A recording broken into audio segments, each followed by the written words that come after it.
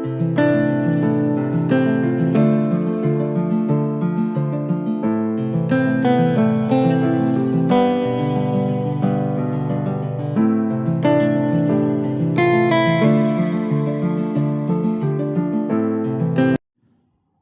தமிழ் மக்களே வணக்கம். புளோரிடாவில் Netanyahu Donald ட்ரம்பை சந்தித்து என்ன பேசிக் கொண்டார்கள் அவர்கள்? ஹாப்பி நியூ இயர் என்று சொல்வதற்காகவா அவர் அங்கே போனார்? Unhappy new year to Iran, Hamas, Hezbollah, Houthis என்று சொல்லத்தான் அவர் அங்கே போனார் என்பது பலருக்கும் தெரியாது. ஈரான் ரகசியமாக லெபனானிலும் சிரியாவிலும் கெமிக்கல் வெப்பன்ஸ்களையும் பயாலஜிக்கல் வெப்பன்ஸ்களையும் தயாரித்து வருவதை மொசாத்து கண்டுபிடித்து சொன்னதும் இஸ்ரேல் அதை கேட்டு ஒன்றும் அதிர்ச்சி அடையலை. மனித இனத்தின் கழிவு பிறவி பெருசு, அழிவை பற்றி தானே சிந்திக்கும், அதை பற்றி தானே நினைப்பார். இதில் ஆச்சரியப்பட என்ன இருக்கு? யுனைடெட் ஸ்டேட்ஸ் இஸ்ரேலுக்கு சொல்லிவிட்டது, ஈரான் மேலே நீங்கள் எந்நேரம் வேண்டுமானாலும் எவ்வளவு தாக்குதலை வேண்டுமானாலும் நடத்தி கொள்ளுங்கள், எனக்கு எந்த ஆட்சேபனையும் இல்லை, எங்களுடைய நிபந்தனையற்ற ஆதரவை நான் உங்களுக்கு அளிக்கிறேன் என்று அவர் நியூ இயர் கிஃப்டாக சொல்லிவிட்டார். இதை அறிந்த கோமனி சயின்டிஸ்டுக்கு கையில் பிடித்திருந்த சோதனை குழாய் கை நடுங்கி கீழே விழுந்து விட்டது. அது ஓல்ட் ஏஜால் வந்த கை நடுக்கம் என்று சொல்லி சமாளித்தார் கோமேனி.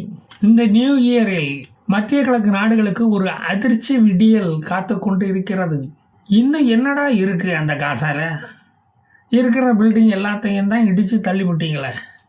அடிக்கடி காசா பகுதிக்கு பிளேனில் வந்து பார்த்துட்டு ஊற்று பார்த்துட்டு போகிறீங்களா? எதுக்குடா?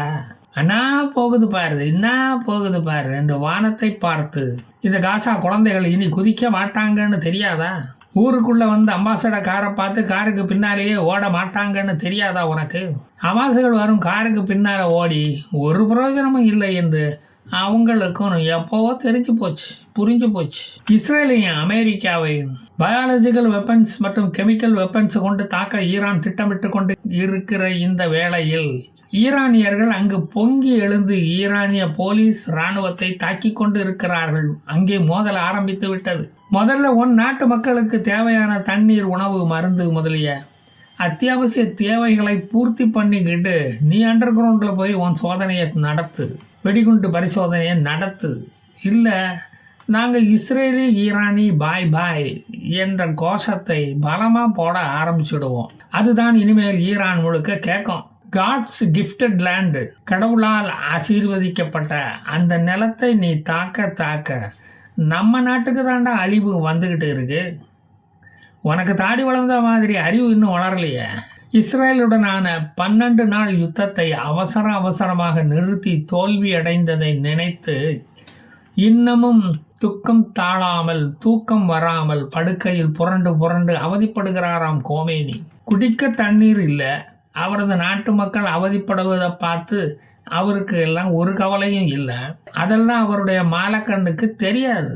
தோல்வியை தாங்கும் சக்தி இல்லாமல் அவதிப்படும் அவர் ஈஷா யோகா மையத்துக்கு வந்து தினமும் தியானம் பண்ணி அமைதி நிலையை அடையலாம் என்று அவர் யோசித்து கொண்டு இருக்கிறதாக யாரோ சொன்னார்கள். கெமிக்கல் மற்றும் பயாலஜிக்கல் வெப்பன்ஸை இஸ்ரேல் மேல் ஏவுவதற்குத்தான் போன வாரம் லாங் ரேஞ்சு ராக்கெட் மிசைல்களை ஈரான் டெஸ்ட் ஃபயர் பண்ணியிருக்கிறது, சோதனை ஓட்டம் நடத்தி இருக்கிறது.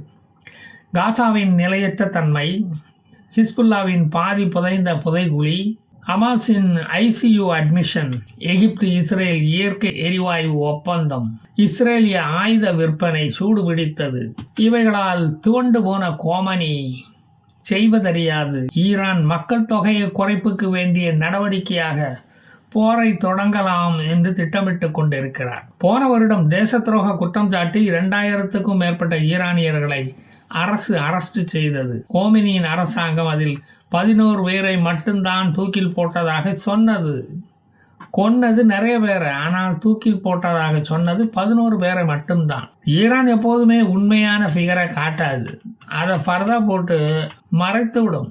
பல ஈரானியர்கள் வெளிநாடுகளில் வைத்து மொசாத் ஏஜென்ட்களை சந்தித்து கொண்டுதான் இன்னமும் இருக்கிறார்கள். அதனால் சந்தேகப்பட்ட கோமெனி வெளிநாட்டுக்கு படித்துவிட்டு திரும்பும் ஈரானியர்களின் ஆடைகளை அவிழ்த்து பார்த்துவிட்டு தான் ஊருக்குள்ளேயே போக விடுகிறாராம். அங்குள்ள கஸ்டம்ஸ் அதிகாரிகள் ஆடையை அவுத்து உத்து பார்த்தா என்ன தெரியும் என்பது அனைவருக்கும் தெரியும். ஆனால் இந்த முடிச்சவிக்கி கூட்டங்களுக்கு இன்னமும் தெரியவில்லை. சந்தேகத்தின் பெயரில் ஆடையை அவிழ்த்து பார்க்கிறார்கள் அவர்கள். ஈரானில் உள்ளவர்கள் தங்கள் பர்சனல் எதிரி என்று கருதுபவனை சுட்டு கொன்றுவிட்டு போலீஸில் மாட்டும் போது அவன் இஸ்ரேலுக்கு உளவு பார்த்து துப்பு சொல்லி கொண்டிருந்தான், அதனால் தான் கொன்றேன் என்று அவன் சொல்லிவிட்டால் அவனை விடுதலை செய்து விடுகிறார்கள். இதுதான் அங்குள்ள ஷரியத்து சட்டம். இப்படி ஒரு சட்டம் இருப்பது கொலைகாரர்களுக்கு எவ்வளவு பயனுள்ளதாக சௌரியமாக இருக்கிறது பார்த்தீங்களா? கிரிமினல்களின் சொர்க்க பூமி தான் இந்த ஈரான். சிறையில் இருக்கும் 2000 எஸ்பியோனேஜ் குற்றவாளிகளை கூறு போட கசாப்பு கடைக்காரர்களை மிலிட்டரிக்கு ஆள் எடுப்பது போல அவர்கள் தேர்வு செய்து கொண்டு இருக்கிறார்களாம். ஈரானின் இஸ்லாமிய புரட்சி 1979 நடந்த பிறகு 6000க்கும் அதிகமான ஈரானியர்களை தூக்கிலிட்டு விட்டதாக கின்னஸ் ரெக்கார்டு கூறுகிறது. அன்அஃபிஷியலாக எவ்வளவு பேரை கொன்னார்கள் என்பதை அன்அஃபிஷியலாக யாராவது வந்து சொன்னாதான் உண்டு. அவர் சொல்ல மாட்டார். அல்லாஹ் சொல்கிறான், செமிகள் செய்கிறான். 1987 சதாம் ஹுசைன் கெமிக்கல் வெப்பன்ஸ் ஃபேக்டரியை இயக்க தொடங்கிய போது இஸ்ரேல் குண்டு வீசி அதை தாக்கி அழித்ததை போல் இப்போதும் நடக்க இருக்கிறது. எவ்வளவு ரகசியமாக நீங்கள் செஞ்சாலும் இவன் கண்டுபிடிச்சிடுறானே இந்த திருட்டுப்பய. ஈரானுடைய நடவடிக்கைகளால் ஈரானிய ரியாலின் பண மதிப்பு குறைந்து கொண்டே வருகிறது தெரியுமா?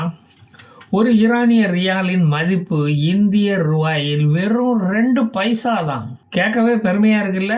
ஒரு அமெரிக்க டாலருக்கு 42,000 ஈரானிய ரியால்களை கொடுக்கணும். தினத்தந்தி பேப்பருக்கு இருக்கும் மதிப்பு கூட ஈரானிய ரியாலுக்கு கிடையாது. பழைய பேப்பருக்காரன் ஈரானிய ரியாலை கொடுத்தா வாங்க மாட்டேங்கிறானே. ஈரான் பிச்சைக்காரன் கூட பிச்சை போடுவதாக இருந்தால் டாலரில் போடுங்க சாமி அப்படின்னு சொல்கிறான். ஈரான் ரியாலை அச்சிட பல டாலர்களை செலவழிக்க வேண்டியதாக இருக்கிறது. இதுக்கு பேசாமல் நாண்டுக்கிட்டு சாகலாமே நீங்களாம். நீங்கள் ஆட்சி நடத்துகிற லட்சணத்துக்கு நாண்டுட்டு சாக வேண்டியதானையா? அதில் என்ன தயக்கம்? பெட்டி கடையில் போய் ஒரு பீடி வாங்கினோம்னா ஆயிரக்கணக்கில் ஈரானிய ரியால்களை எண்ணி அள வேண்டியதாக இருக்குது.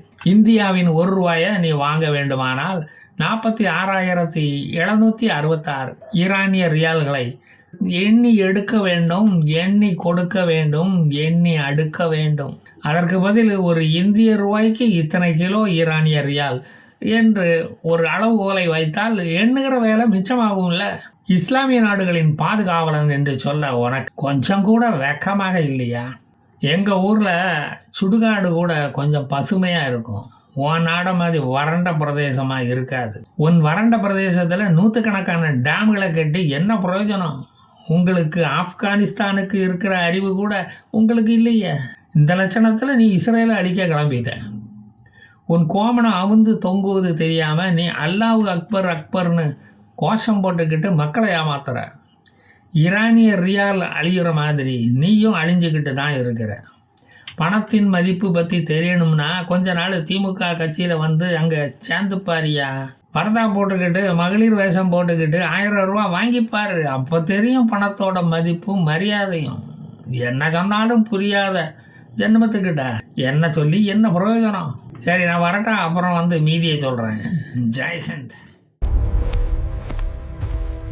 Subscribe Naradar Narayanan channel for more Gaza updates.